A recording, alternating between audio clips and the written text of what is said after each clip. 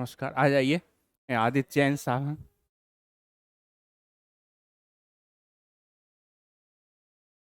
तो ये आदित्य जैन सर हैं। तो ये अभी आप लोगों को जो मार्गदर्शन चाहिए वो सर अपना उपलब्ध कराएंगे ही। तो एक हम लोगों का जो प्रोग्राम था कि हम लोग एक मेंस के टेस्ट को, ये जिसके लिए मैं अक्सर वरिड रहता था कि किसी भी सेलेक्टेड का हम उपयोग तभी कर पाएंगे जब मुख्य परीक्षा के लिए उसकी तैयारी के लिए कर पाएं। प्रीलिम्स के लिए तो जो गाइडेंस है इंस्टीट्यूट की तरफ से, टीचर्स की तरफ से, वो प्रोवाइड कराया ही जाता है। बाकी आपकी खुद की मेहनत है, प्रैक्टिस है, उसमें है। लेकिन जो स्किल डेवलपमेंट का काम होता है, जो कंटेंट के साथ में स्किल जो आप डालते हो और उसके साथ में जो प्रेजेंटेशन का काम बनता है किसी भी मुख्य परीक्षा के लिए, वो बहुत सारे सोर्सेस से आता है। उसमें टीचर्स के अपने एक्सपीरियंस होते हैं, उनका होता ही है। उसके साथ में जो सेलेक्टेड के अपने एक्सपीरियंस हैं वो बड़ा काउंट करता है। तो हम लोग ये बार बार कोशिश कर रहे थे कि ताकि ये किसकी कंटिन्यूटी दिया जा सके। आदित्य जी भी अपना ये बार बार कह रहे सर कब आए कब आए, तो टल ही रहा था कार्यक्रम। और इस बीच में मैं चाह रहा था कि इसी बीच में लगे कार्यक्रम मंडे ट्यूसडे को, तो ठीक रहता है। सैटरडे तक थोड़ी सा स्थिति खराब हो जाती है, तो लेकिन समय की उपलब्धता नहीं हो पाती है, तो सैटरडे संडे की ही उपलब्धता रह पाती है अ, इतने हेक्टिक्स जॉब में, शेड्यूल में। तो बाकी सैटरडे संडे का फ्रिक्वेंटली हम लोग कार्यक्रम बना ही रहे हैं, और आदित्य जी आते रहेंगे अपना मार्गदर्शन के लिए और मेंस के लिए। तो आप आकर के कुछ जो भी क्वेरीज हैं, या इसी तरीके से हम लोग अपनी कुछ बात कर। नहीं, यहाँ पे एक्चुअली लाइव हो रहा है क्लास।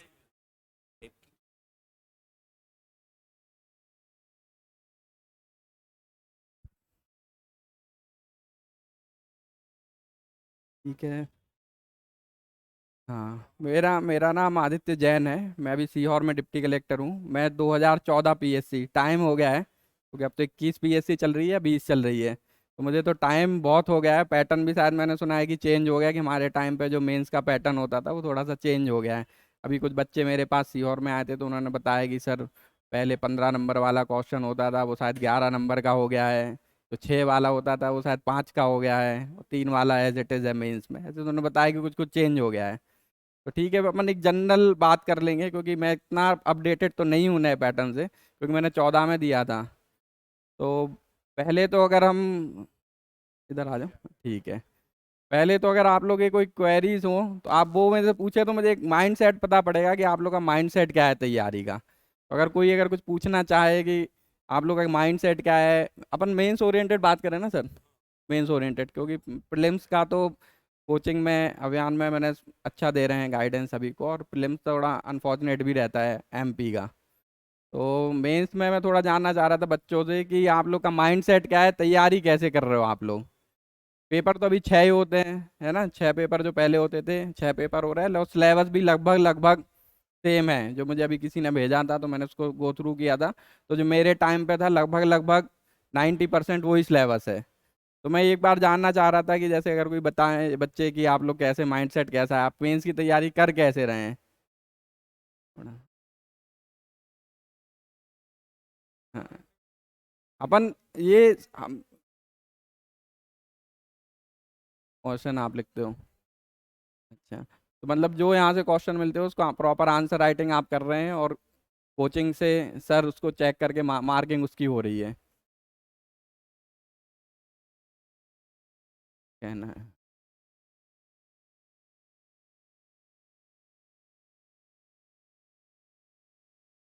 ठीक है।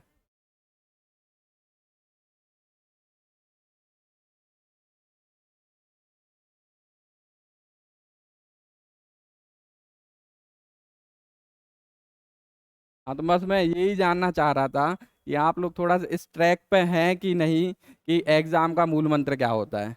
आप कोई भी एग्जाम अगर है और बुक उठा के केवल पढ़ने लगोगे, या आपने बुक लिस्ट ले ली कि हाँ मुझे हिस्ट्री पढ़नी है, ज्योग्राफी, पॉलिटी, केवल बुक लिस्ट लेके आप बुक पढ़ते जाओगे, लेकिन आप ये कोरिलेट नहीं करते। एग्जाम में सभी बच्चे लगभग सिलेबस कंप्लीट करते हैं। एमपीपीएससी में 4 लाख बच्चे देते हैं, फिर फिल्टर हो के 10,000 15,000 मेंस देते हैं, फिर फिल्टर हो के 3,000 इंटरव्यू देते हैं और कुछ 500 600 बच्चे सिलेक्ट होते हैं। तो आपको फिल्टर प्रोसेस में आप कैसे फिल्टर हो गए, आपको यही क्रैक करना है, बस एग्जाम क्रैक हो जाएगा आपका, है ना। कि जब आप एग्जाम दोगे तो बच्चे सबने वही पढ़ा है, फिर कैसे आप निकलोगे, आपको बस ये क्रैक करना है ना। तो आप वो क्रैक कैसे करोगे कि भाई एग्जाम का मूल मंत्र क्या है। सबसे पहला मूल मंत्र होता है सिलेबस। अगर आपको सिलेबस याद नहीं है तो आप कभी कोरिलेट, आपने मान लो कोई टॉपिक आप पढ़ रहे हो, आपने अगर हिस्ट्री का कोई एक टॉपिक पढ़ा तो आपको सिलेबस ठीक से दिमाग में नहीं, तो आप ये कैसे कोरिलेट करोगे कि ये मैं लिखूंगा कहाँ एग्जाम में। ये तो आपको पता है कि हाँ ये है ना, आपको पता है मुगल एम्पायर पूरी क्रोनोलॉजी आपको, है ना, बाबर अकबर से लेके सारी आपको पता है, लेकिन आप लिखोगे कहाँ ये आपको पता होगा, वहाँ आप लिखाओगे तो आप सिलेक्ट हो जाओगे, है ना। और जो नहीं लिख पाएगा वो घर आके सोचेगा यार ये तो पढ़ा था मैंने, मुझे आता था, लेकिन मुझे ये नहीं पता था कि यहाँ लिखना है इसको, तो वो उसके नंबर कट हो जाएंगे।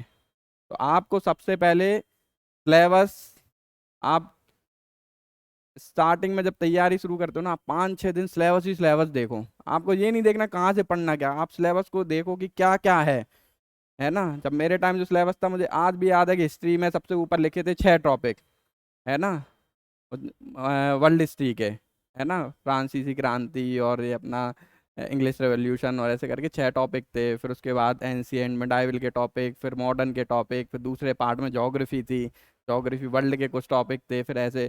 फिर सेकंड पेपर में आपका पॉलिटिकल साइंस था और ये था। फिर थर्ड पेपर में आपका इकोनॉमिक्स है और जनरल टॉपिक्स थे, मैथ्स थी, रीजनिंग थी, फिर एथिक्स था चौथा पेपर, हिंदी में ये था। तो आपको मतलब, अब मैं तो 6 साल 5 साल हो गए तो मुझे थोड़ा थोड़ा गायब भी होने लगा दिमाग से, लेकिन आपको पूरा रहना चाहिए यार सिलेबस के एक एक टॉपिक। छोटे छोटे टॉपिक, ट्रिप्स क्या है, ट्रिम्स क्या है, trade rate, intellectual property rights क्या है, ये आपको जब पता रहेगा कि ये सिलेबस में है, तो आप कहीं न्यूज़पेपर पढ़ोगे उसमें देख लोगे कि क्या डेवलपमेंट है, तो आपको याद रहेगा कि थर्ड पेपर में आएगा। तो आपको सबसे पहले सिलेबस को, मतलब आपको अपना बाइबल मान लेना है कि सिलेबस ही गीता है, सिलेबस ही बाइबल है। आपको ये मान के चलना है कि सिलेबस आपका सबसे मेन इंपॉर्टेंट चीज़ है। उसके बाद आपको, अब सिलेबस आपने देख लिया, आपको पता है कि अब कोरिलेट कैसे करना है, तो आप लास्ट ईयर के पेपर देख लो। आप एमपीपीएससी के तो 20 25 साल के पेपर मिल जाते हैं, जीएस के तो लगभग सेम ही रहता है कि जो 4 5 सब्जेक्ट हैं, हिस्ट्री पॉलिटी ज्योग्राफी, कभी बदलते नहीं है। तो आप वो 4 5 6 सब्जेक्ट के तो आप देख सकते हो 20 साल के पेपर की, यार एक सेट पैटर्न है, लगभग लगभग इधर इधर ही जाता है। तो आपको वो भी थोड़ा सा फिल्टर कर लेना कि हाँ मुझे यहाँ यहाँ से तैयारी कर। वैसे ये सब जो चीज़ें हैं ना, ये कोचिंग का यही फायदा होता है बस। सर लोग हमसे मिलेंगे, सर खुद दिए हुए हैं, ऐसे मिलेंगे, बैठेंगे, चर्चा करेंगे कि हाँ यार ये टॉपिक आजकल है, 5 साल से आ रहा है ना, इसके चांसेस हैं, ये नहीं आया है। तो हम लोग जो पेपर सेट अगर कोचिंग वाले कोचिंग से करते हैं, तो हम एक प्रोबेबिलिटी डिफाइन करके करते हैं कि ये क्वेश्चन आ सकते हैं।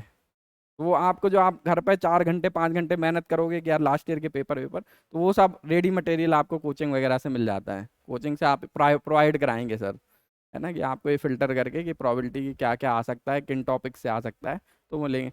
तो 2 चीज़ें मैंने बताया कि सिलेबस और लास्ट ईयर पेपर्स आपको टिप पे होना चाहिए, कि मतलब आप लास्ट ईयर पेपर भी आपने इतने देख लियो कि आपको पेपर देख के याद आ जाए कि आपने कहीं अगर कोचिंग में कोई क्वेश्चन, आपने टेस्ट सीरीज दी तो आप देख के आपको ये पता होना चाहिए, अच्छा ये तो पीएससी 98 में आया था, आपको याद आ जाना चाहिए यार ये तो पीएससी 2005 में आया था। क्योंकि आपके पास और कोई तरीका नहीं है कि कौन सी चीज़ एग्जाम में पूछी जाएगी। तो आपको केवल सिलेबस, लास्ट ईयर पेपर, ये तो कंठस्थ होने चाहिए। उसके बाद आप फिर पढ़ना शुरू करना है आपको, टॉपिक वाइज टॉपिक। यहाँ भी सारी क्लासेस हो रही होगी, पूरे सिलेबस 6 पेपर की कंटिन्यूस क्लासेस चल रही होंगी। क्लासेस को आपको ध्यान से पढ़ना है, घर जाके जितना रिवाइज कर सकते हो उतना रिवाइज करना है। एक- मैं बता रहा हूँ, कोई भी एग्जाम हो आपको सिलेबस के हिसाब से पढ़ना है ना। कोई बोलेगा कि यार ये क्वेश्चन तो आउट ऑफ सिलेबस आ गया, है ना, लेकिन वो कहीं ना कहीं सिलेबस से कोरिलेट करके रहता है, कहीं ना कहीं वो रिलेट करके रहेगा, तो आपको सिलेबस पता रहेगा कि आपको पढ़ना है। अब सिलेबस से बाहर तो आएगा नहीं, है ना, कि बहुत कम चांसेस हैं कोई एक आध क्वेश्चन ऐसे आ जाए। तो आपको तो मैक्सिमम 90% पे फोकस करना है। 60% आपके नंबर आ गए तो आप टॉप कर जाओगे। मैंने एग्जैक्ट सोचा था कि मेरे 60% नंबर आ जाएं। 1400 का पेपर होता है, 840 मेंस में होते हैं और टोटल मिला के 960 होते थे। 969 नंबर आ गए थे, 10वीं रैंक आ गई थी और पोस्टिंग भी हो गई। तो आपको ये नहीं कि आपको 100% अटेम्प्ट, आपको कोशिश करनी 100% की, क्योंकि अगर आपका 100 नंबर का छोड़ गया तो मार्किंग 1300 में से हो जाएगी। तो आपको अटेम्प्ट तो 1400 का करना है, कोशिश करनी है कि ब्लफ नहीं करना है ना। अकबर पूछ रहा तो बीरबल नहीं लिखना है, ब्लफ नहीं करना है, लेकिन आपको कोशिश करना है कि हमारी तैयारी ऐसी रहेगी 1400 अटेम्प्ट कर लें ना। तो एक तो ये सरसरा है कि आपको कैसे तैयारी करना है, थोड़ा सिलेबस, पुराने पेपर, टेस्ट सीरीज सब देख के आपको तैयारी शुरू कर देनी है ना। फिर आपका सिलेबस, और आप आंसर राइटिंग को बहुत टाइम दो, है ना। आप बोलोगे कि मैंने प्रैक्टिस नहीं करी, मैं सीधे जाके एग्ज़ाम में लिखूंगा, तो आप नहीं कर पाओगे। मतलब जो आपको मेरा फोकस ज़्यादा रहता था लिखने पे, टेस्ट देने पे। जैसे सर ने मुझे बताया कि आज टेस्ट का डे था तो बच्चे कम हैं, तो मुझे थोड़ा वो लगा कि बच्चे कम टेस्ट में नहीं होने चाहिए। अगर आप एग्ज़ाम दे रहे हो तो आपको टेस्ट आए ना आए, आपको टेस्ट लिखना चाहिए, तब आपको पता पड़ेगा कि आप कितने पानी में हो, है ना। टेस्ट आप मत छोड़ो, क्योंकि ये रैंकिंग तो आपका कुछ डिसाइड नहीं करेगी कोचिंग में कि इनके ज़्यादा है या इनके ज़्यादा है। डिसाइड तो वो मेरिट करेगी पीएससी की, कि आपको जॉब मिल रही है कि नहीं मिल रही है। तो आप टेस्ट मत छोड़ें। टेस्ट कोचिंग में जो प्रिपेयर करते हैं ना, बहुत एनालिसिस करके बहुत मेहनत से टेस्ट तैयार किए जाते हैं यहाँ पे, है ना। फिर कभी अगर एग्जाम में वो क्वेश्चन आ भी जाएगा तो आपको यही मलाल रह जाएगा कि हमने कोचिंग में हमारे बताया भी था, टेस्ट में भी दिया था। हम अगर टेस्ट देते तो मुझे, और कह रहा था कि आप कितना भी बुक से पढ़ लो, लेकिन जो आपने टेस्ट में लिखा है वो आपको याद रहेगा एग्जाम के डे तक। अगर आपने कोई एक ऑब्जेक्टिव, पीएससी प्री का मैं बता रहा हूँ, अगर आपने कोई ऑब्जेक्टिव पेपर यहाँ कोचिंग का टेस्ट का दिया है ना, उसके 100 क्वेश्चन आपने अटेम्प्ट किए हैं, फिर आपके मान लो आंसर सीट आ गई, फिर आपने वो 100 क्वेश्चन मिलाए हैं और उनको थोड़ा थोड़ा गूगल कर लिया या देख लिया कि कहाँ से ये आया है, तो आप वो 100 क्वेश्चन भूल नहीं सकते, वो आपकी मेमोरी में रहेगा।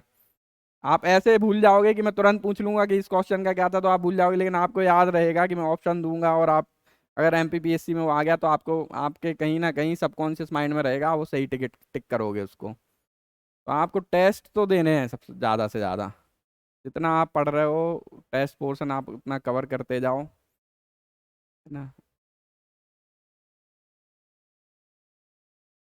हाँ हाँ हाँ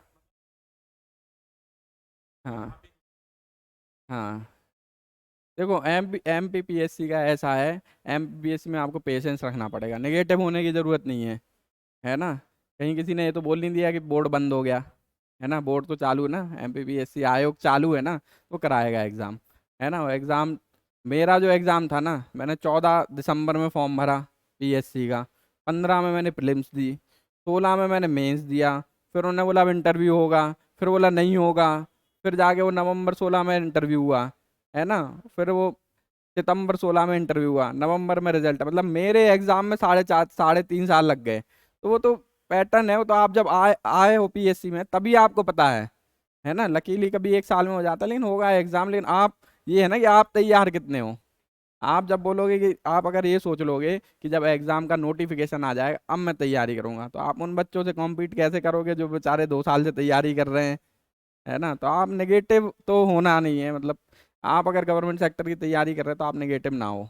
अगर आप में कैलेवर है, आप अच्छे से पढ़ रहे हो, अपना 100% दे रहे हो, तो आप कहीं ना, मेरे साथ तो इतने सारे तैयारी कर रहे थे, लगभग कहीं ना कहीं सभी सभी सिलेक्ट हो गए हैं, है ना। कि जो मेरे साथ तैयारी कर रहे थे लगभग लगभग सभी सिलेक्ट हैं कहीं ना कहीं।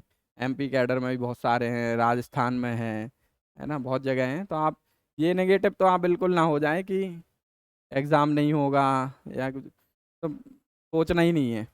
और अगर किसी के पास रूट बी तो है नहीं, कुछ दूसरा रास्ता है नहीं, है ना, करना यही है, आप लगे रहो आराम से, है ना। गाइडेंस आपको सर लोग गाइड कर ही रहे हैं, सर ने इंटरव्यू भी दिया है यूपीएससी का, तो अच्छे से आपको, क्या चीज़ समझ के, स्टार्टिंग में स्ट्रेटजी, स्ट्रेटजी तो थोड़ा हर किसी की अलग अलग स्ट्रेटजी होती है ना। तो ये मैंने स्ट्रेटजी तो मैंने जैसे पहले गूगल सर्च वर्च किया सब कि कैसे पढ़ना है, तो लोगों ने बताया एनसीईआरटी पढ़ना है, तो पहले एनसीईआरटी पढ़ी। पहले क्या रहता है कि आप तैयारी करते हो ना, तो आपको एक सीधा सीधा पाथ नहीं मिलता है। पहले तो आप थोड़ा थोड़ा, किसी ने बोला एनसीईआरटी पढ़ो, किसी ने हाँ कुछ इधर पढ़ो उधर पढ़ो, फिर धीरे धीरे आप, मैं बताया ना स्ट्रेटजी आपकी सिलेबस से और लास्ट ईयर क्वेश्चन पेपर से बनेगी। फिर मुझे भी किसी ने बताया, यार तुम एग्जाम देते हो, निकलता नहीं तुम्हारा एग्जाम, बस एग्जाम दे के आ जाते हो। मुझे भी जैसे इधर मैं बताने आया ना, तो मुझे कोई मेरा एक दोस्त मिल गया जो अच्छा था पढ़ाई में, है ना, उसने पहले भी एग्जाम क्रैक किया, आईटी एनआईटी से था वो, तो बोला यार तू एग्जाम देने जाता है ना, और एग्जाम दे के आ जाता है, रिजल्ट आता है तू देख लेता फेल हो गया, तुझे फर्क ही नहीं पड़ता कुछ। फिर उसने बताया कि तेरे क्यों नहीं निकलते, तो बोले तूने कभी सिलेबस देखा, कभी पुराने पेपर देखे, कभी कुछ स्टेटाइज किया? तो बस यही स्ट्रेटजी है, आप सिलेबस देखो, ओल्ड ईयर पेपर देखो और बेसिक से बेबी स्टेप लेके पढ़ना स्टार्ट कर दो। हाँ हाँ, और क्या, है ना, तो आपको, हाँ हाँ हाँ चेंज हुआ था। नहीं अब मेरे साथ क्या था कि मैंने जब 13 तक एमपीपीएससी नहीं दिया, क्योंकि दो ऑप्शनल होते थे। मैंने 14 से देना स्टार्ट किया कि पूरा जीएस बेस्ड हो गया। तो आपको तो जैसा एग्जाम का पैटर्न होगा वैसी स्ट्रेटेजी बना के तैयारी करनी है।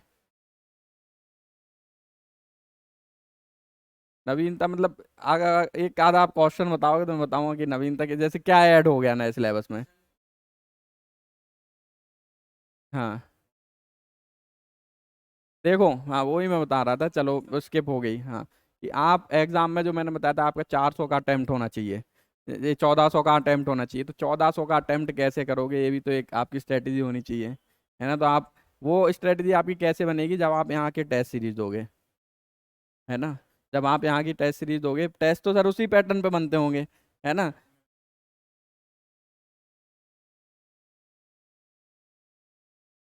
हाँ हाँ हाँ, अच्छा, हाँ ये इतने, अच्छा मतलब टॉपिक भी डिसाइड कर दिए।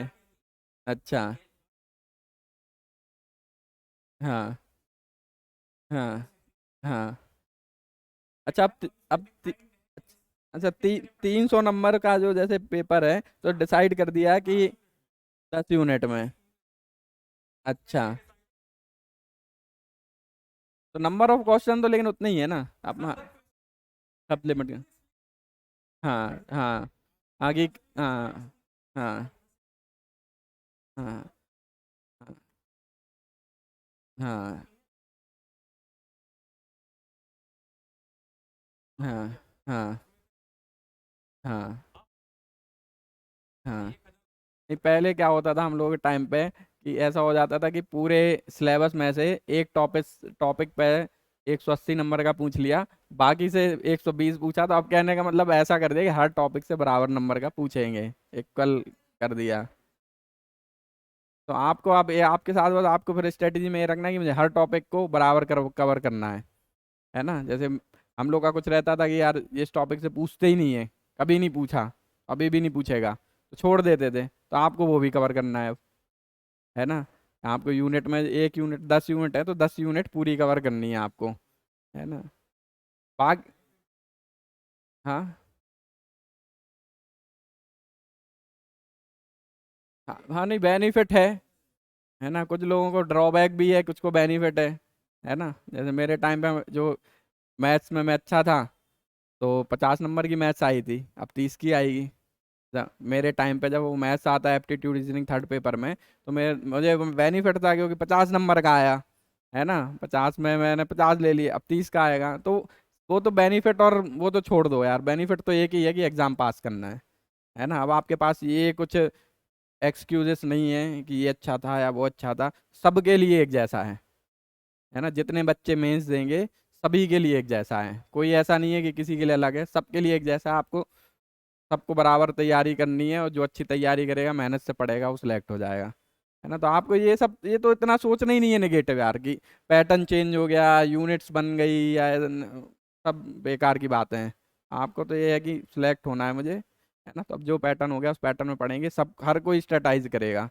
बस मैं इतना बता रहा था कि जैसे जब मैंने एग्जाम की तैयारी की, तो जब मैंने पहला टेस्ट दिया तो मुझे पता पड़ा कि मेरे 50 से 60 नंबर का छूट रहा है पेपर, है ना। तो आप टेस्ट दोगे तो आपको पता पड़ेगा जो आपको पढ़ा दिया आपको लिखना जरूर है। तो आपको ये पता पड़ेगा, मुझे जब मैंने पहली बार टेस्ट दिया, जब मैं यूपीएससी छोड़ के प्रीलिम्स नहीं हुआ तो यहाँ का मेंस था, तो मेंस देने आया, तो जब मैंने पहली बार टेस्ट दिया यहाँ पे तो मुझे पता पड़ा यार 56 क्वेश्चन लिखने हैं। मैंने एक टेस्ट दिया, मुझे पता है 60-70 नंबर का तो छूट ही रहा है। फिर 6 पेपर हैं, कुल मिला के 200-250 का छूट जाएगा, तो मैं तो वैसे ही बाहर हो जाऊंगा। फिर मैंने वैसे स्टेटाइज किया कि यार मैं 3 नंबर वाले हैं, 3 नंबर वाले में वो जितना पूछ रहा है मैं उतना ही लिखूंगा, है ना। अगर उसने पूछा कि संविधान किसने लिखा तो मैं B.R. अम्बेडकर ही लिखूंगा। मैं आगे पीछे नहीं लिखूंगा कि राष्ट्रपिता या राष्ट्रीय या कुछ भी नहीं लिखूंगा। मैं केवल ये लिखूंगा कि B.R. अम्बेडकर ने लिखा, मतलब टू द पॉइंट, है ना। ताजमहल कहाँ पे अगर उसने पूछा तो मैं लिखूंगा आगरा में। आगे नहीं लिखूंगा कि ताजमहल किसने बनवाया था, कुछ नहीं। तो आपका टाइम सेव होगा, नंबर आपको उतने ही मिलेंगे, क्योंकि उसने जो पूछा है वो बात आपकी उतने में खत्म हो गई, है ना। अगर आप उसमें आगे लिखने लग जाओगे, उसमें लिखोगे कि यार शाहजहां ने बनाया था, इतने स्तंभ हैं, ये है वो है, तो आपका टाइम चला जाएगा, आप पीछे छूट जाएगा आपका जो 15 नंबर वाले हैं। तो आपको स्टडाइज करना पड़ेगा कि हाँ 15 मिनट में मुझे 3 नंबर वाले खत्म करने हैं, और बहुत टू द पॉइंट पूछता है। आप अगर 3 नंबर वालों का क्वेश्चन बैंक कोचिंग से भी देते होंगे, है ना, आप देखोगे तो आप, ये है कि बहुत लिमिटेड, ये खदान कहाँ पे है, ये किसने किया, ये कहाँ पे है, तो आपको वैसे ही लिखना है। फिर जैसे 6 नंबर वाले होते तो उसका भी मैंने एक डिसाइड कर रखा था यार 45 मिनट्स में दूंगा इसको। उसमें भी सेग्रेट अपने दिमाग, वही मैं ये बता रहा हूँ, आप पढ़ोगे फिर लिखोगे तो आपको ये पता पड़ेगा कि यार कौन सा मैं बुलेट पॉइंट्स में लिख सकता हूँ जल्दी जल्दी। अगर आप डायरेक्ट वहीं जाके अप्लाई करोगे तो आपका दिमाग नहीं चलेगा कि यार इसको तो मैं जल्दी जल्दी बुलेट पॉइंट्स में लिख सकता था और आगे बढ़ सकता था। तो आप अगर प्रैक्टिस करोगे, टेस्ट दोगे और ये दोगे, टेस्ट दोगे फिर आप जांचोगे, है ना। जैसे आप लोग साथ में कोलीग्स हो कर रहे हो तैयारी, तो ये बताएगा कि यार मैंने तो यार बुलेट पॉइंट्स में लिख दिया तो सर ने मुझे अच्छे नंबर दिए, क्योंकि सर को भी समझ में आ गया कि यार मैंने 6 चीज़ें पूछी थी कि यार इसके एडवांटेज क्या हैं, इसने 6 बढ़िया एडवांटेज लिखे तो इसको 4.5 नंबर। बाकी दूसरे ने घुमा फिर आगे लिखा, पहले एक 4 लाइन की कुछ कहानी लिख दी कि ऐसा है ऐसा है ऐसा है, अब पूछे हमने एडवांटेज थे, मुझे मिले ही नहीं। फिर मैंने नीचे पढ़ा तब चेकर भी फिगर आउट कर पा रहा है थोड़ा बहुत। तो आपको लिख के आपको पता पड़ेगा कि मुझे कौन सी चीज़ बुलेट पॉइंट्स में लिखनी है, कौन सी पैराग्राफ में लिखनी है, कौन सी मैप, है ना। कई कई बार लोगों की स्ट्रेटेजी रहती है मैप बनाओ तो अच्छे नंबर मिलेंगे, नहीं। आपको मतलब आप जितना लिखोगे ना उसको एनालाइज करोगे तो आपको पता पड़ेगा क्वेश्चन की नीड क्या रहती है ना, कि कहाँ कहाँ आपको मैप बनाना है, कहाँ आपको बुलेट पॉइंट में लिखना है, कहाँ आपको पैराग्राफ में लिखना है। नहीं तो मैं पहले जब मैं सिलेक्ट हुआ था लोग मेरे से यही पूछते थे कि सर पैराग्राफ में लिखे कि बुलेट पॉइंट में लिखे, हमें समझ नहीं आता। तो मैंने कहा आप प्रैक्टिस करोगे तो आपको समझ में आ जाएगा कि कौन सी चीज़, जितनी चेकर को आसानी होगी ना चेक करने में कि वो जो चाह रहा है मिल जाएगा, आप उतना अगर उस ओरिएंटेड लिखोगे ना तो आपको नंबर मिल जाएंगे। इंटरव्यू में, इंटरव्यू बहुत रैंडम रहता है, कुछ भी पूछ सकते हैं जो, क्योंकि अब कोई इसका सेट पैटर्न तो है नहीं, है ना। तो अब मैं जैसे मैं अपना इंटरव्यू बता सकता हूँ कि मेरा इंटरव्यू में जैसे मैं गया था तो मैं इलेक्ट्रिकल इंजीनियरिंग से मैंने इंजीनियरिंग की है।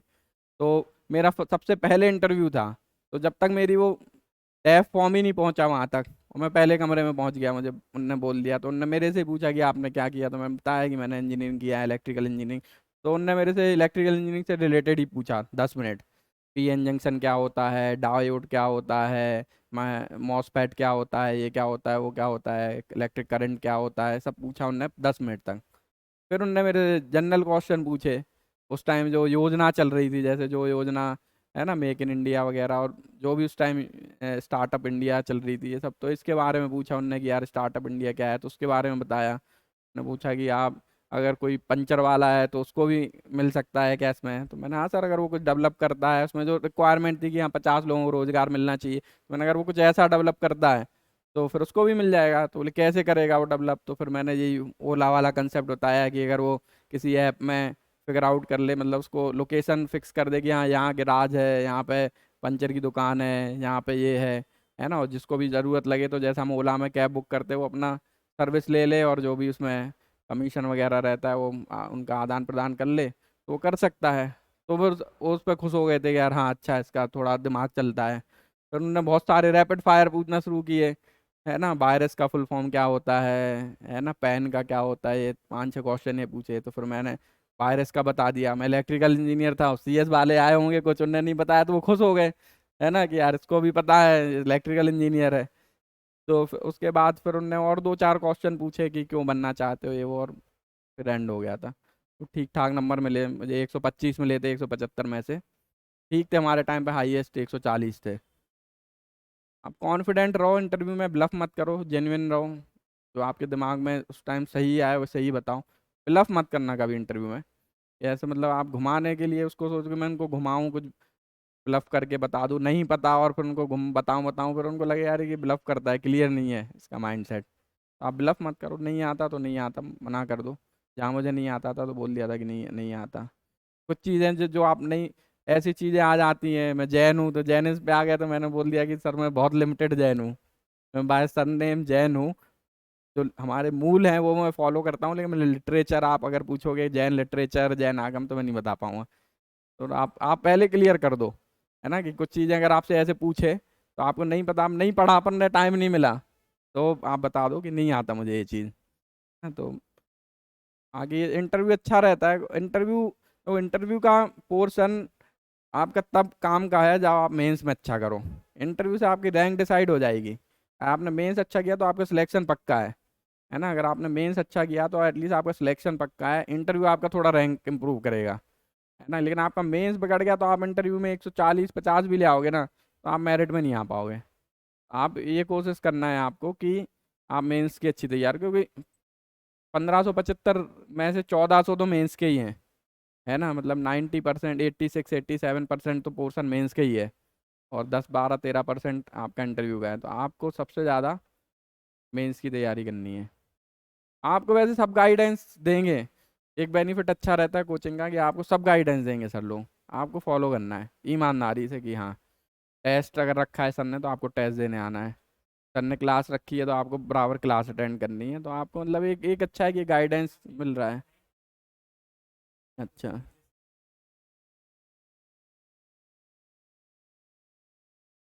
अच्छा, किसी ने शायद ऑनलाइन में पूछा है कि शॉर्ट नोट्स कैसे बनाएं।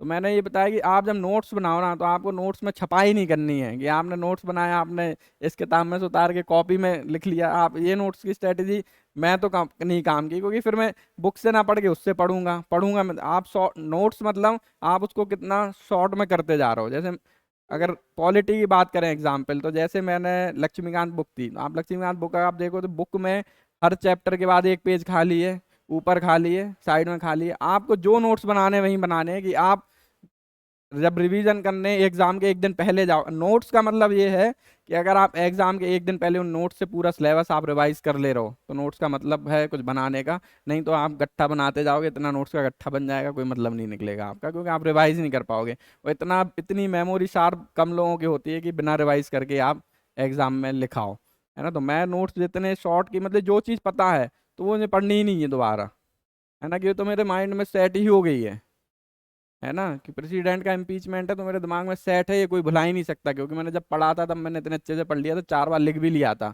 है ना, कि कितने प्रपोजर रहेंगे, कितना बहुमत रहेगा, कौन से सदन में प्रस्तावित होगा, सब मुझे सेट है। तो मुझे इसके नोट्स नहीं चाहिए। नोट्स मुझे ऐसी चीज़ के चाहिए कि जो थोड़ी टिपिकल है, कि मैं भूल ही जाता हूँ हर बार, है ना, कि ये तो मैं भूल जाता हूँ, तो ये मेरा नोट्स है।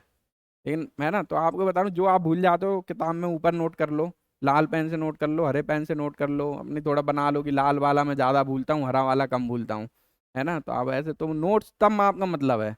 और आपने बहुत सारी ढेर सारी चीज़ किसी बुक में से या न्यूज़ 4 किताबें रख के आपने यहाँ कर ली कंपाइल, वो भी 4 पेज का हो गया, तो आप कैसे समराइज करोगे, कैसे रिवीजन करोगे इसका। नोट्स में बता रहा हूँ शॉर्ट होने चाहिए, वही चीज़ होनी चाहिए नोट्स में जो आप भूल जाते हो।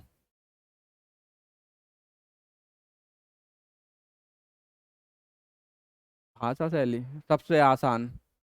भाषा शैली ऐसी होनी चाहिए कि जब मैं बोल रहा हूँ तो आपको समझ में आ रहा है, तो आप जब कॉपी में लिखो तो समझ में आए, है ना। कहीं आप बहुत उर्दू की लाइन लेके कोई कविता लिख दोगे, बेचारे चेकर कोई समझ नहीं आएगी, तो क्या मतलब निकलेगा। आप भाषा शैली आसान रखें, नॉर्मल हिंदी भाषा में लिखना है ना आपको, आप हिंदी भाषा में सरल भाषा में लिखें। आप कोई क्लिष्ट भाषा ना लिखें कि चेकर कोई समझ नहीं आए, आप आसान भाषा में लिखें। भाषा भी आसान में मतलब ये भी नहीं कि आप कुछ भी लिख दें, है ना। तो आप जो नॉर्मल हिंदी भाषा होती, आप बुक्स पढ़ते ना, बुक्स।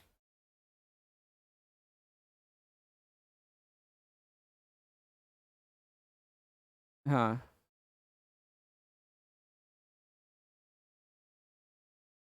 हाँ। हाँ। हाँ। हाँ, इसलिए साइंस तो एक ही निकलता है ना। वो वहाँ जाता है, आप लिखोगे तो चाहे पॉलिटी में लिखो चाहे हिस्ट्री में, तो मतलब तो है कि वो वहाँ जाता है। आपको नॉर्मल नॉर्मल सिंपल हिंदी में लिखना है आपको। आपको नहीं लिखना, लोग लिखते हैं वर्ड ऐसे कि नहीं आते समझ में। मुझे भी, मुझे सबसे ज़्यादा दिक्कत हिंदी के पेपर से थी। ना मुझे पर्यायवाची याद होते थे, ना मुझे विलोम शब्द याद होते थे, है ना। लेकिन फिर उसका भी आपके पास क्रैक है ना। आप 20 साल के पेपर देखो, वही वही पर्यायवाची आता है। आप 500 पर्यायवाची याद कर लो, लेकिन आते 10 में से ही है। वो गरिमा का लांगे में ही आता है हर बार, है ना। आप देखो, अगर आप देखोगे ना, तो गरिमा का लांग में आप गिनना कभी पेपर में, है ना। जो विलोम सभा आता है वो कम से कम 10 बार आया है। आप भाई नहीं कर सकते 200 याद, तो आप वो तो याद कर लो कि ये तो चांसेस हैं, प्रोबेबिलिटी 80% आएगा। तो आपको कोशिश करनी है कि यार ये तो मैं कर ही लूँगी। हिंदी में मुझे बहुत प्रॉब्लम थी। अपन वैसे हिंदी तो आती है, लेकिन मैंने ऐसी ग्रामर वाली हिंदी बहुत कम पढ़ी। 11 12 के बाद छोड़ दी, फिर पढ़ी भी नहीं, है ना। फिर MPPSC की हिंदी थोड़ी टफ है, मुझे तो टफ लगी। बाकी मतलब जैसे हिंदी वाला सब्जेक्ट है ना, तो आप डेली पढ़ो, रोज पढ़ो 1 घंटे, है ना। तो हिंदी,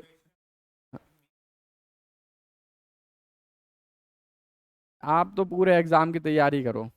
आप अगर ये सोचोगे कि मैं प्रीलिम्स क्रॉस करके क्वालिफाई होने के बाद करेंगे, तो आप 40 50 दिन में भी एग्जाम हो सकता है 2 महीने मिल जाए, तो अनसर्टेन हो जाएगा। आप अपनी तैयारी पूरी।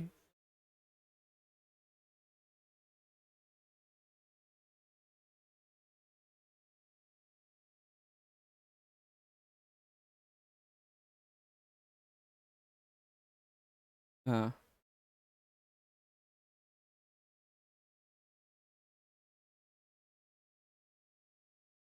नहीं बेस्ट देखो, एग्जाम की तैयारी ये होती है कि जब आप प्रीलिम्स दे रहे हो उसके पहले आपका मेंस का सिलेबस भी हो जाए, आपका प्रीलिम्स का भी सिलेबस हो जाए। आप सिलेबस को छोड़ो मत, है ना। अगर आपको पता है कि एग्ज़ाम जून में होने वाला है, अगर मान लो अभी क्या चल रहा है अक्टूबर, आपको पता है कि अगले साल जून में एग्ज़ाम है प्रीलिम्स, तो आप जून के पहले मतलब आप कोशिश करो अप्रैल तक आपका सब कुछ हो जाए, है ना। आपका मेंस का पूरा सिलेबस हो जाए, आपका प्रीलिम्स का सिलेबस हो जाए, फिर अप्रैल के बाद आप टोटली प्रीलिम्स पे फोकस कर सकते हो, है ना। कि आप टोटली फिर प्रीलिम्स पे फोकस करोगे, प्रीलिम्स नहीं होगा तो आप आगे नहीं जाओगे। तो आप टोटली मतलब, मैं मेरा कहने का मतलब है कि एग्ज़ाम प्रीलिम्स के पहले तक आपका प्रीलिम्स मेंस तैयार हो जाना चाहिए, फिर रिवीजन ही बचना चाहिए, है ना। फिर आप पूरा प्रीलिम्स पे फोकस करो, प्रीलिम्स के बाद भी टाइम मिलता है मेंस का, तो आप फिर मेंस की तैयारी इसमें कर सकते हो।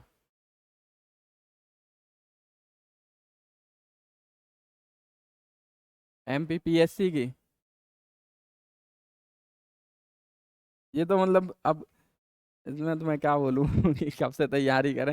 जब आप डिसाइड कर लो कि हाँ मुझे करना है, तब तब से तैयारी आप करो, है ना। अब नाइन्थ, अब जैसे हम कैसे बताऊँ, मैं 12th में था तो मुझे तो कुछ भी नहीं पता था, है ना। लेकिन मेरे साथ कुछ तैयारी करने वाले ऐसे हैं कि उनके घर में से कोई IAS था, तो उनको एक मोटिवेशन था कि यार हाँ मेरे घर से मामा या चाचा ऐसे हैं, अच्छी लाइफ होती है, होता है, तो उनने 6 7 से कर दी, है ना। तो वो आप पे डिसाइड, आप पे डिपेंड करता है कि आपने कब तय किया कि अब करना है। लेकिन हाँ 2 साल 1.5 साल सफिशियंट होता है कि आप अच्छे से तैयारी करो, है ना, उसको एग्जाम को देने के लिए अपना। है तो अब ये बहुत टिपिकल क्वेश्चन है कि कब से तैयारी करें, है ना। हाँ, पेन से टेस्ट सीरीज आप देखो, जैसे अगर आप कोचिंग में हो, अगर आप कोचिंग ले रहे हो, तो जैसे जैसे आपका पोर्शन होता जा रहा है, तो कोचिंग में तो सिलेबस वाइज भी टेस्ट होते हैं, फिर ओवरव्यू होता है। आप तो कोचिंग में तो साथ में करते जाओ, है ना। और अगर आप बाहर हो तो फिर आप प्रीलिम्स के बाद कर लो। लेकिन अभी ये भी ट्रिकी है। हाँ, मैं मेरा ये कहने का था कि आप टेस्ट जितने दे पाओ उतने दो आप। कब से दें, कब से ज्वाइन करें, ये मत। अगर टेस्ट सीरीज कहीं चल रही है, आपको रीजनेबल मिल रहा है कि हाँ ठीक है मैं अफोर्ड कर सकता हूँ, तो आप कर लो टेस्ट सीरीज, है ना। कि यार आपको ये लग रहा है ना, कि आप ये सोचते रहोगे कि यार मैं कब करूँगा, प्रीलिम्स के बाद करूँगा, तो प्रीलिम्स के बाद टाइम निकल जाएगा, है ना। तो आपको जब लग रहा है कि हाँ मैं अफोर्ड कर सकता हूँ, मेरा ठीक है 50% सिलेबस हो गया, ये हो गया, और मुझे अच्छी कोचिंग है, अच्छा मिल रहा है, टेस्ट सीरीज मेरे बजट में है, तो मैं कर लेता हूँ। आप जितनी जल्दी कर लोगे, जितने ज़्यादा टेस्ट लिख लोगे, आपको उतना बेनिफिट होगा। मेरा बिलीव क्या, लिखने में बहुत था। मैं पढ़ने में मुझे बोरियत थी, लिखने में नहीं थी, तो मैं पढ़ता था फिर उसको लिखता रहता था बैठे बैठे। पेपर लिख लिए टाइम लगा लगा के, है ना, कि अपने टाइम लगा लिया। तो वो जैसे करंट अफेयर बहुत इंपॉर्टेंट है।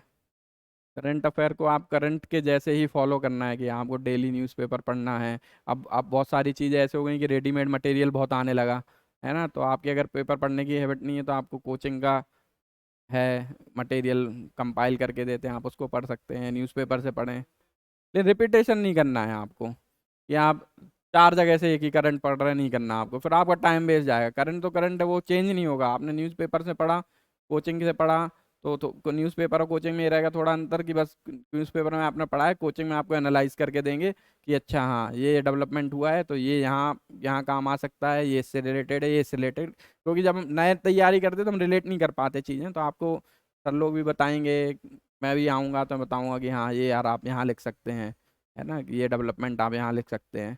तो आपको करंट अफेयर तो बहुत मेजर पोर्शन है कि आपको करना है, मतलब आप छोड़ना ही नहीं है, आपको डेली पढ़ना ही है। करंट जो रोज डेवलपमेंट हो रहा है वो आपको पढ़ना है। हैंड राइटिंग में इतना है कि आप इतनी ऐसी भी राइटिंग लिखोगे कोई पढ़ नहीं पाएगा तो फिर वो नंबर कैसे देगा। तो आपको हैंड राइटिंग मतलब प्रेजेंटेबल तो इतनी थोड़ी सी हो कि हाँ पढ़ने में आ जाए, है ना। बहुत अच्छी हैंड राइटिंग है और कंटेंट खराब है तो नहीं मिलेंगे आपको नंबर। कि मैं बहुत अच्छी हैंड राइटिंग में लिखता हूँ, एकदम मोती जैसे अक्षर, और कंटेंट आपका कुछ नहीं, तो नहीं मिलेंगे आपको नंबर। तो आपकी हैंड राइटिंग ऐसी भी नहीं होनी चाहिए कि पढ़ ही नहीं पाओ, है ना, कि एकदम ही गोल गोल अक्षर, कहीं कुछ समझ ही नहीं आ रहा कि मतलब। वो तो आपको जब कोचिंग में पेपर चेक होंगे तो आपके सर बताएंगे यार कि तूने लिखा क्या है, तू पढ़ के बता मुझे। तो आपके सर नहीं पढ़ पा रहे तो चेकर भी नहीं पढ़ पाएगा। तो आपको मतलब इतनी तो लिखनी है ना कि आप वो अच्छे से पढ़ ले, है ना। तो आप एमपी के लिए, एमपी के लिए तो एमपी के जो दैनिक आते, दैनिक जागरण, दैनिक भास्कर, क्योंकि एमपी से रिलेटेड ही पूछते हैं वो, तो आप ये कर सकते हैं फॉलो आराम से। इंग्लिश, एमपी का,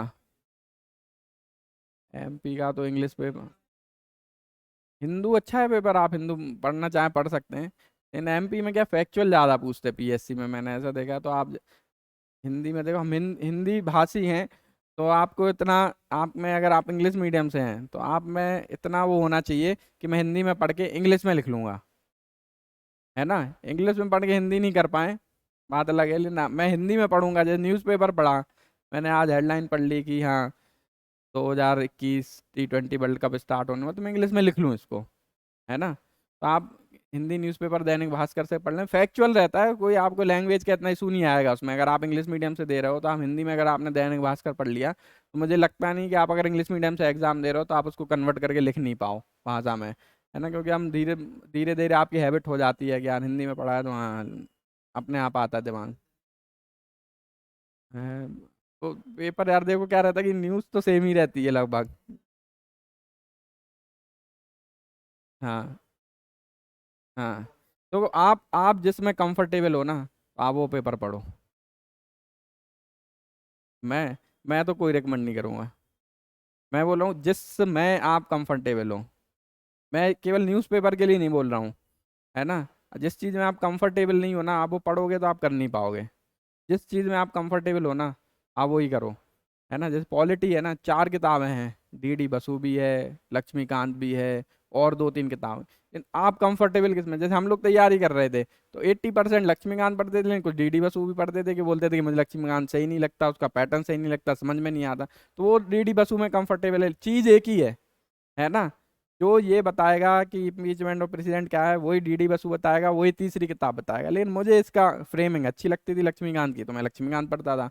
आपको डीडी बसु अच्छी लगती है, आप डीडी बसु पढ़िए। तो यही दैनिक भास्कर भी लगभग लगभग वही बताएगा, है ना। जो पीएससी में आना है वो चीज़ें तो सेम रहेंगी, बाकी जो उनके इंडिविजुअल इशूज रहते हैं कि हाँ इधर ये हो गया उधर वो हो गया, वो आपके पीएससी में आना नहीं है। आपको तो जो मेजर डेवलपमेंट है, गवर्नमेंटल डेवलपमेंट है।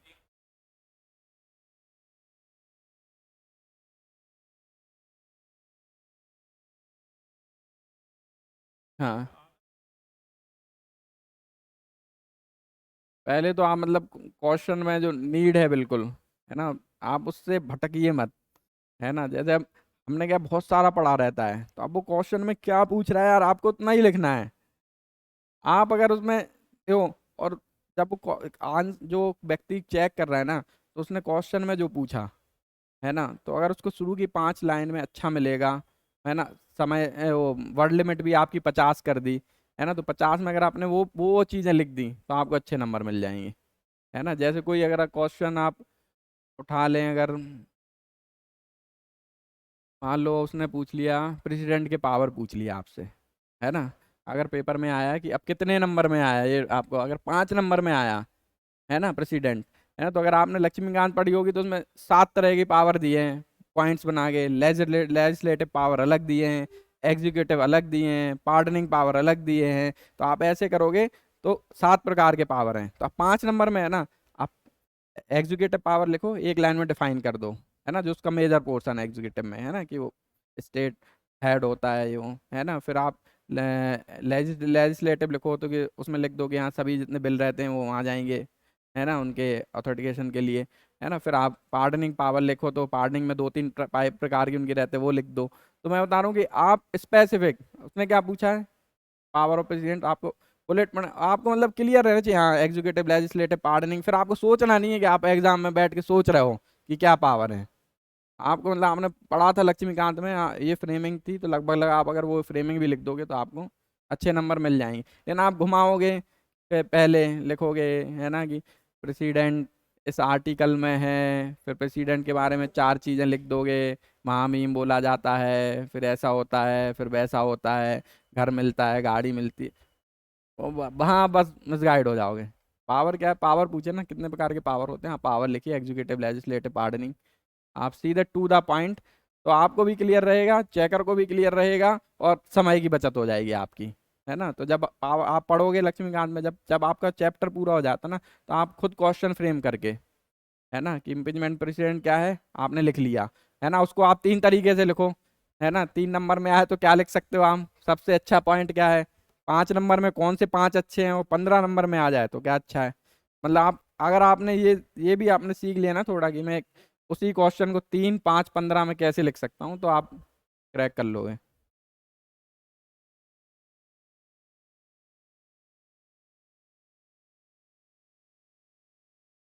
हाँ, इंटरनेट से देख लो आप, बहुत सारी मैगजीन्स आती हैं, कोचिंग, वैसे मोस्टली करंट डेवलपमेंट जो होता है उससे आता है, पूछते हैं आप करंट। बुक आती है, फिर वो 400 पेज की बुक आती है, फिर आप पढ़ना शुरू करोगे, GSLV, PSLV, फिर इधर उधर उधर उधर, बहुत टाइम चाहिए आपको, टाइम। जो अनसर्टेन पोर्शन है उसको आप फिल्टर कर करके पढ़ो तो अच्छा रहता है।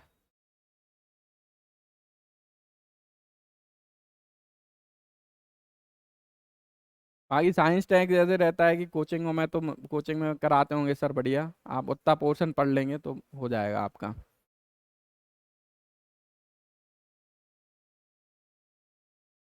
और किसी को कुछ पूछना हो कोई।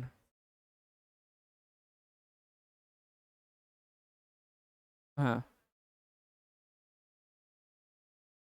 हाँ, हाँ, एक बार करके तो देखो, जितने एक्सपेरिमेंट करने कर लो यहाँ पे, पहले जितने एक्सपेरिमेंट कर सकते हो कर लो।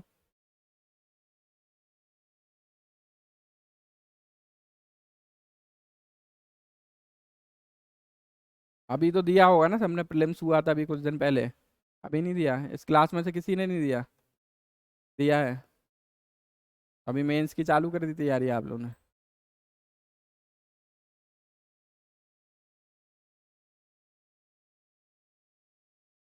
किस चीज़ की? MP में तो आप हिंदी में भी दे सकते हो, इंग्लिश में भी दे सकते हो।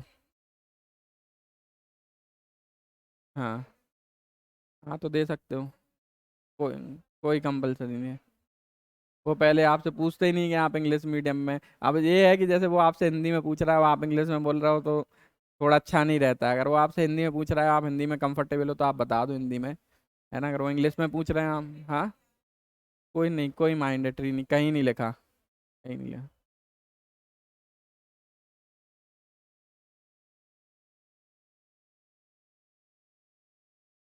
MP में आप अगर इंटरव्यू हिंदी में देते हो तो मुझे लगता है कि ठीक रहेगा।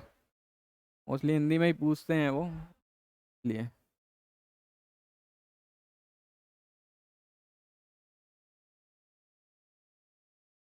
हाँ, हाँ, हाँ। हम्म।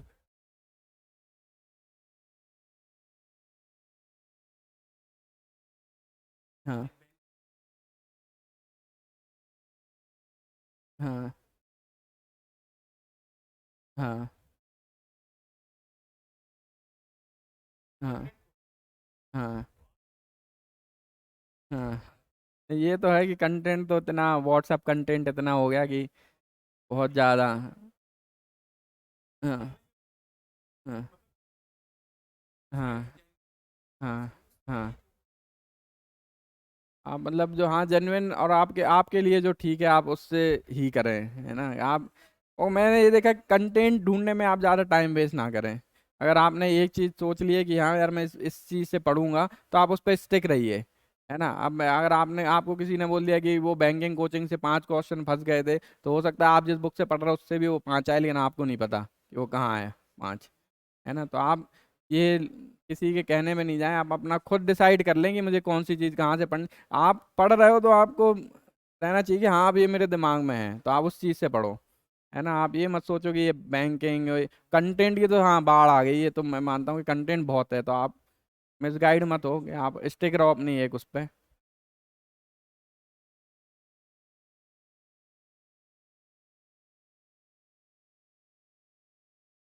टाइम तो आपके पास तो टाइम ही टाइम है, आप खाओ पियो सो और पढ़ाई करो। आपको और क्या काम है? आपके घर में आपको पेरेंट्स बोल रहे हैं कुछ काम करने के लिए, तो ठीक है, नहीं बोल रहे हैं तो आपके पास एक ही काम है, स्टूडेंट आप जब हो तो आपके पास एक ही काम है, सोना खाना, अच्छे से सो, 8 घंटे की नींद लो। ये भी नहीं आप उठ गए 4 बजे से उठ गए हैं, किताब पे ध्यान ही नहीं है। आप 10 बजे सो जाओ, सुबह 6 बजे उठो, 7 बजे अपना पढ़ा स्टार्ट करो, है ना। तो आपके पास यही काम होने चाहिए, मैं तो यही बोलता हूँ। मेरे से बोलते कितने घंटे, मैंने आपके पास काम ही यही है। आप पढ़ाई करो, खाओ पियो सो, नहीं मन लग रहा तो कुछ आप एंटरटेनमेंट के लिए आपकी जो हॉबी है, मूवी देखना है या थोड़ा क्रिकेट खेलना है या जो भी आपकी हॉबी, आप वो भी कर सकते हो, कि वो छोड़ना नहीं है ना। मेंटल स्ट्रेस ज़्यादा हो जाएगा आपका, तो आप मतलब जो भी है, मतलब बाकी टाइम आप पढ़ने के लिए टाइम दो अपना, जितना भी आपका टाइम है आपके पास।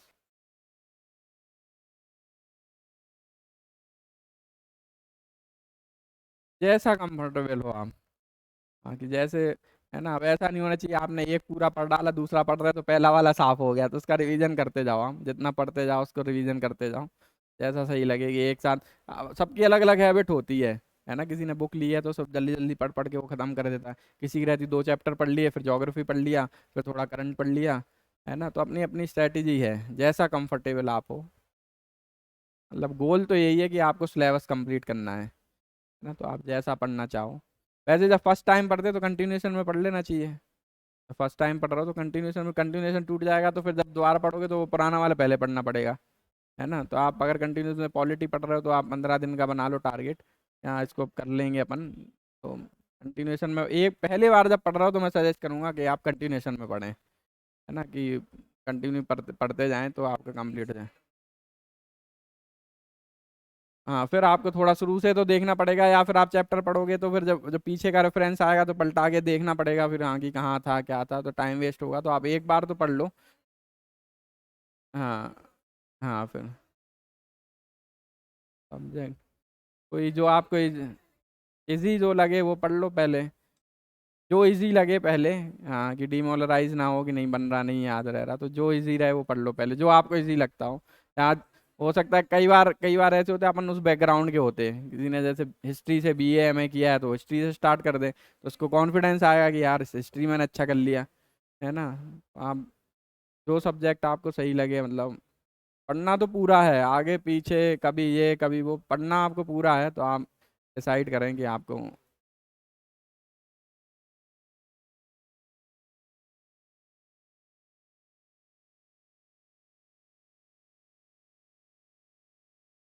Best book.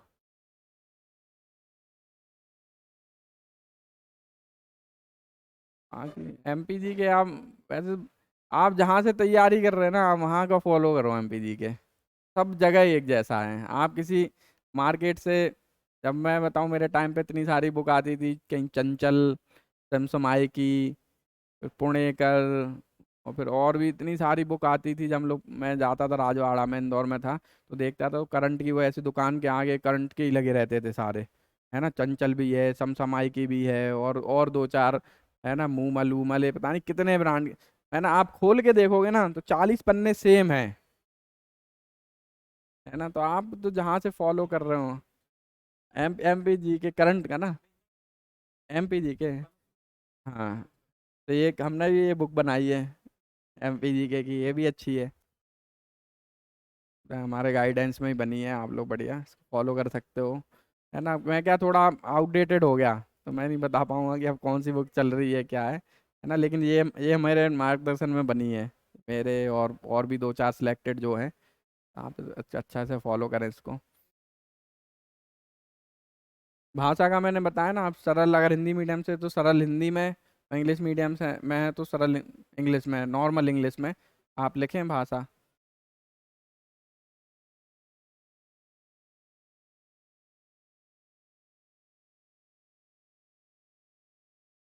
ये हाँ, ये बुक है सर के, मतलब हमारे सर के गाइडेंस में, और हम लोगों ने मिल के थोड़ा इसको बनाने की कोशिश करी है।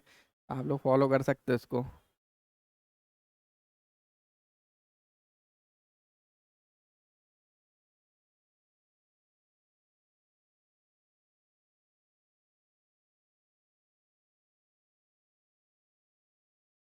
हमने मार्केट में भी दे दी हुई है, जाएगी अभी।